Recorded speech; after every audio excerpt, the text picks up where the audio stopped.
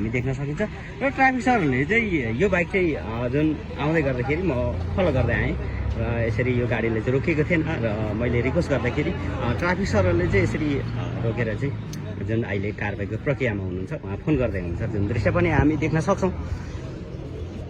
र अर्को हाम्रो मेरै गाउँपालिकाको गाडी पनि रहेको छ 234 मे 1 ब यो चाहिँ मेरो गाउँपालिकाको गाडी हो।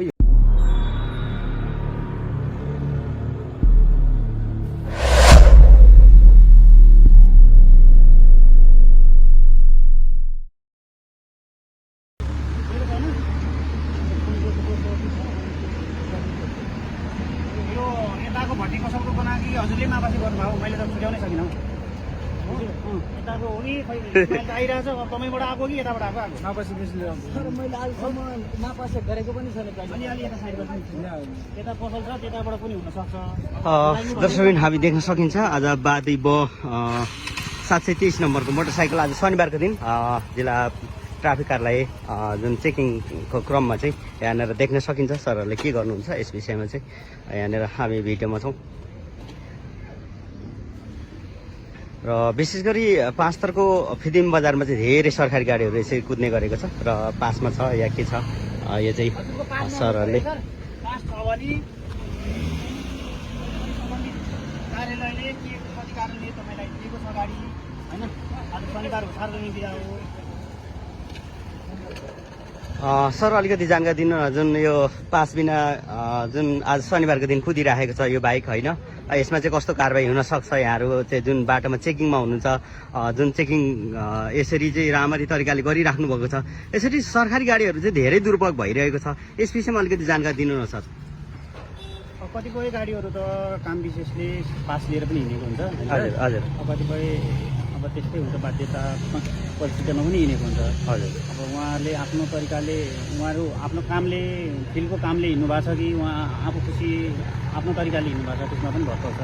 उहाँले आफ्नो कार्यालयबाट पास देखाउन सक्नुभयो भने कार्यालयले प्ले खटाएको कुनै काममा खटाएको हो भने उहाँले त्यो देखाउन सक्नुभयो भने कागजात देखाउन सक्नुभयो छुट हुन्छ नत्र कागज। हजुर हस् सर।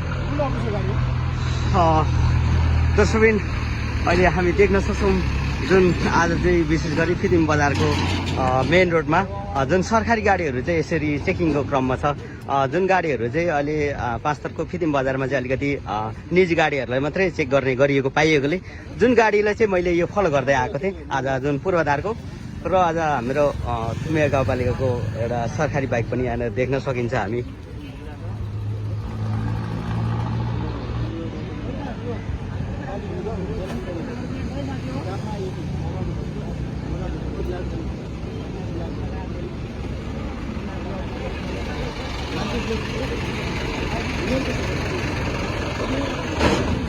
हामी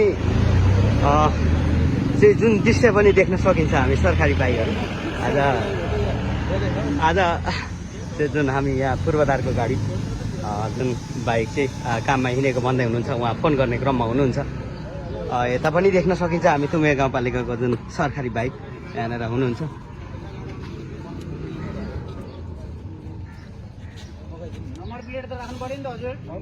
सुरु हाम्रो पास छ कि छैन के छ कस्तो छ अलिकति जानकारी। सुपरभाइजर हो हजुर हजुर हजुर मलाई अफिसको काम छ भोलि होइन हजुर त्यसैले आज आउनुपर्छ मलाई टाढाबाट आउनुपर्छ। हजुर कहाँदेखि आउनु भयो? म उता के भन्छ धनकुटाको त्यो छेउ छ नि लखुवा हजुर त्यहाँबाट।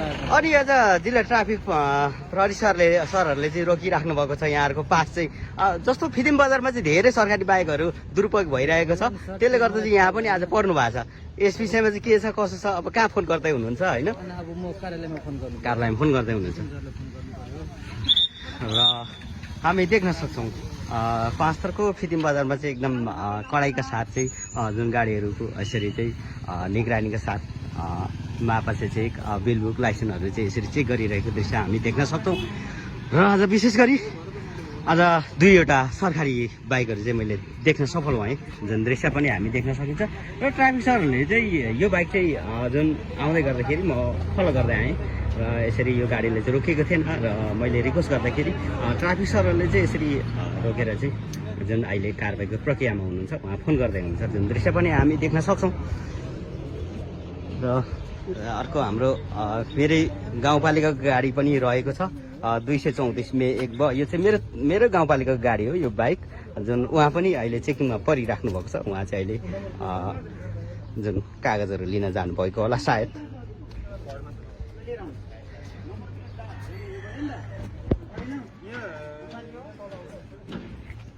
दर्शकबिन अहिले हामी फिदिम बजारको मेन हाइवेमा छौँ जुन सरकारी गाडी र जुन निजी गाडीहरूको चेकिङको क्रममा चाहिँ यसरी गाडीहरू अहिले भेटिएको छ जुन गाडीहरू शनिबारको दिन पनि जुन पास बिना कुदाएको गाडीहरूको चाहिँ जुन निगरानीका कार्य चाहिँ भइरहेको ट्राफिक कार्यालयका सरहरू हुनुहुन्छ जुन दृश्य पनि हामी देख्न सकिन्छ यहाँनिर